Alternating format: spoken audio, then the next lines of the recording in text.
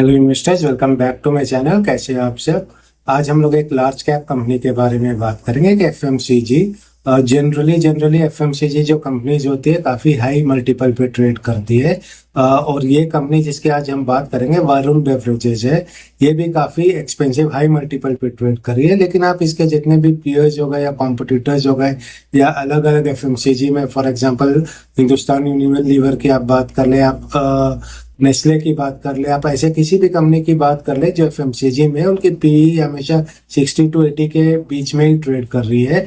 तो वरुण बेवरेजेस भी उसी हाई पी पे ट्रेड कर रही है, लेकिन एट द सेम टाइम इसकी जो ग्रोथ रही है, प्रॉफिट ग्रोथ जो रही है, सेल्स ग्रोथ जो रही है, वो भी रिमार्केबल रही है, काफी ऊंची रही है। 30 to 70% के रेंज में ये प्रॉफिट ग्रोथ होती है। किसी क्वार्टर ये 35% पे रहती है और ऐसे भी क्वार्टर हम लोगों ने देखा है और आगे देखेंगे अपने वीडियो में जहाँ 50-60% भी ग्रोथ हुई है प्रॉफिट की।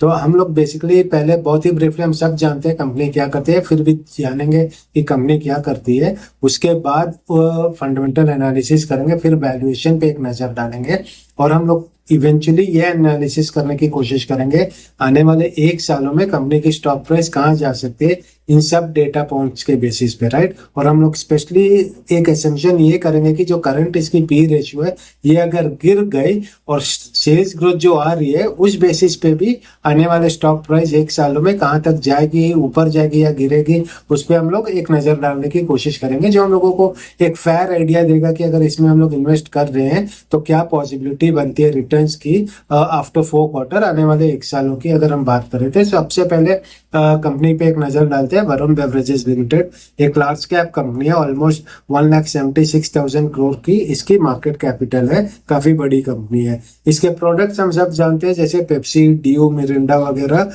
7up, ये सब इसके प्रोडक्ट है। उसके अलावा एनर्जी ड्रिंक्स भी है ट्रॉपिकाना के ब्रांड नाम के अंदर। उसके अलावा इसके कुछ चिप्स स्नैक्स भी आते हैं, जैसे आप देखे होंगे मार्केट में चिटोस वगैरह, ये इसके प्रोडक्ट सेगमेंट है। अब यहाँ हम लोग इसकी जो रेवेन्यू स्प्लिट देख लेते हैं SKU wise and geographical wise. ऊपर मार्केट शेयर है, इसको आप पॉज करके देख लीजिएगा। तो बेसिकली इसकी 76% ऑफ द रेवेन्यू इंडिया से आ रही है और 23% ये एक्सपोर्ट भी कर रही है, which is expanding as well.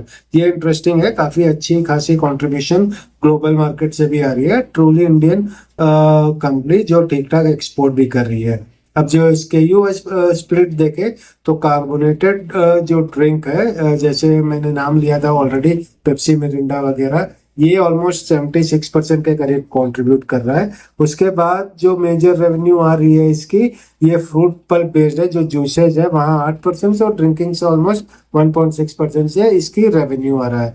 Company की काफी ज्यादा एक्सपेंशन प्लान भी है, जो आपके स्क्रीन में दिख रहा है, both domestically and internationally as well, जो आगे रेवेन्यू की विजिबिलिटी देती है। रेवेन्यू एक्सपैंड होगा, प्रॉफिट ग्रोथ भी जो ठीक ठाक बढ़नी चाहिए once this capex plans are completely implemented.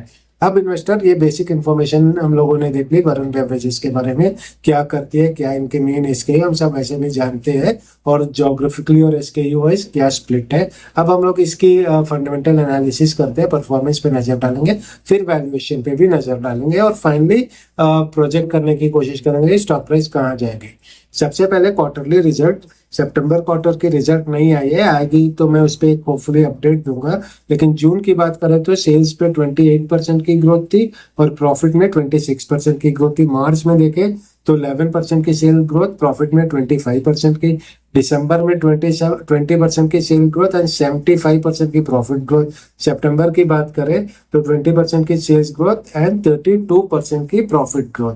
अब एनुअल रिजल्ट देख लेते हैं। पिछले 3 साल की अगर कैगर की बात करें तो सेल्स ऑलमोस्ट 35% से कैगर की है, पिछले 3 सालों में ग्रो की है, और प्रॉफिट जो है ऑलमोस्ट 80% से ग्रो की है। 23-24 की बात करें तो सेल 22% से, प्रॉफिट 37% से बढ़ी है। 22-23 की बात करें तो 49% से सेल और 116% से प्रॉफिट बढ़ी है। और 21-22 की बात करें तो सेल 37% से बढ़ी है और प्रॉफिट 111% से बढ़ी है। तो इन्वेस्टर यहाँ आपको क्वार्टरली बेसिस में या ईयरली बेसिस पे देखे तो आपको ठीक ठाक सेल्स एंड प्रॉफिट में हमेशा ग्रोथ ही दिखी है। कोई क्वार्टर या कोई एनुअल रिजल्ट की बात करें तो सेल या प्रॉफिट में दोनों में डिग्रोथ नहीं दिखी है। लेकिन एक चीज ऑब्जर्व करने वाली है, ये आप ध्यान रखिएगा कि जो रिसेंट 3-4 क्वार्टर की बात करें, पहले 21, 22 वगैरह में सेल प्रॉफिट ऑलमोस्ट 70% से ग्रो करी थी, लेकिन यहाँ थोड़ी सी ग्रोथ कम हो गई है, 30-35 या मिड 20s में ग्रो हो रही है। आगे ये क्या होगा इस पे भी आपको नजर रखना जरूरी है, क्योंकि जो वैल्यूएशन है उसको प्रॉफिट जस्टिफाई करना चाहिए, राइट। अब मार्जिन की बात करें तो सबसे पहले ऑपरेटिंग प्रॉफिट मार्जिन जो है वो एक्सपैंड किए पिछले 4 क्वार्टर की बात करें, which is a good sign, 23 से बढ़कर 28 पे चली गई है। नेट प्रॉफिट मार्जिन भी एक्सपैंड किए, again it's a good sign, 13 से 17 पे चली गई है। जो कंपनी की एसेट है नेट ब्लॉक, पिछले 5 साल की बात करें तो 6400 से बढ़ के 8400 पे चली गई, again a good sign. Debt to equity वो भी कम हुई है, डेट टू इक्विटी रेशियो की बात करें 1.03 से कम होकर 0.78 पे चली गई है। अब होल्डिंग की बात करें तो प्रोमोटर के पास ऑलमोस्ट 63% की होल्डिंग है। रिटेल पब्लिक जो है मेरे आप जैसे, उनके पास सिर्फ 7% की होल्डिंग है, और बाकी जो प्रोफेशनल्स है FII एंड DII उनके पास 25 एंड 5% रेस्पेक्टिवली उनकी होल्डिंग है। अब फाइनली इन्वेस्टर हम लोग रेशियोज देख लेते हैं, वैल्यूएशन की बात करेंगे। अब सबसे पहले पी पे देखते हैं। इंडस्ट्री की जो पी है, average industry across the sector अगर हम एवरेजेस ले ले तो 40 की है, लेकिन Varun beverages currently it is trading at 80, तो बहुत ही एक्सपेंसिव है। लेकिन जैसे मैंने कहा जो FMCG है उनकी हाई रह रही है जनरली। HUL की भी आप बात कर ले, उसकी भी यही हाल है, नेस्ले की भी ऑलमोस्ट यही हाल है, तो ये भी 80 पे ट्रेड कर रही है, विच इज अगेन इसको हम लोग आई बिलीव इसको थोड़ा कम होना चाहिए before we start investing in it. अब नीचे स्टॉक प्राइस एनालिसिस कर ले, पिछले 3 साल में 70% से स्टॉक प्राइस ग्रो हुआ है पिछले 3 साल की अगर हम बात करें तो, और करंटली स्टॉक ट्रेड कर रहा है स्प्लिट के बाद 589 के करीब ट्रेड कर रहा है, और इसकी ग्रोथ देखे 21-22 में ऑलमोस्ट 45% से स्टॉक प्राइस ग्रो किया है, 22-23 में डबल हो गया 123% से, 23-24 में 87% से स्टॉक प्राइस ग्रो किया है, और 24 और रिसेंट जून की बात करें, करंट स्टेटस की बात करें तो 19% से स्टॉक प्राइस में आपको ग्रोथ दिखी है। अब फाइनली इन्वेस्टर इन सारे डेटा पॉइंट्स के बेसिस पे हम लोग ये देखने की कोशिश करेंगे, प्रोजेक्शन करेंगे कि आने वाले 1 सालों में स्टॉक प्राइस कहाँ जा सकती है। सबसे पहले 3 साल के एवरेजेस ले तो 3 साल की जो एवरेज प्रॉफिट ग्रोथ रही है वो 84% की रही है, हाई थी, और जो एवरेज पी 3 साल की थी इस कंपनी की 62 की थी, और करंट पी जो है 80 की है। तो अगर हम ये माने कि आने वाले 1 सालों में पी 80 से गिर के 62 पे आ जाएगी, which is a fall of 23% in PE alone, और प्रॉफिट ग्रोथ 84% से मेंटेन होगी, तो स्टॉक प्राइस में आपको 45% की अप्रिसिएशन दिखेगी। कंडीशन 2, यहाँ हम लोग लेटेस्ट जो क्वार्टर है जून की बात कर रहे हैं उसको हम लोग बेंचमार्क समझते हैं, जहाँ पी 80 की थी और प्रॉफिट ग्रोथ 26% की थी। आने वाले 1 सालों में ये प्ले आउट हो रहा है, तो आपको स्टॉक प्राइस में 28% की अप्रिसिएशन दिखेगी, and the stock will be trading somewhere around 751 rupees, current stock price 589 है।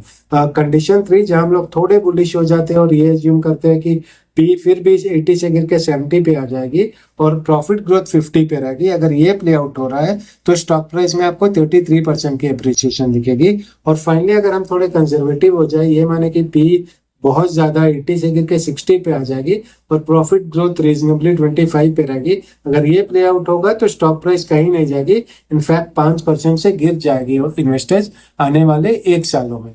तो आई होप आपको ये स्टडी पसंद आई होगी वरुण बेवरेजेस के बारे में। इसे एज ए स्टडी ही ले, कोई भी डिसीजन अपना अपने फाइनेंशियल एडवाइजर से पूछ के ही ले, अपना एनालिसिस खुद करें दोस्तों।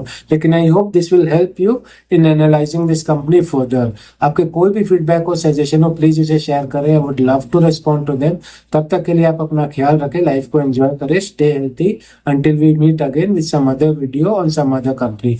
Bye for now.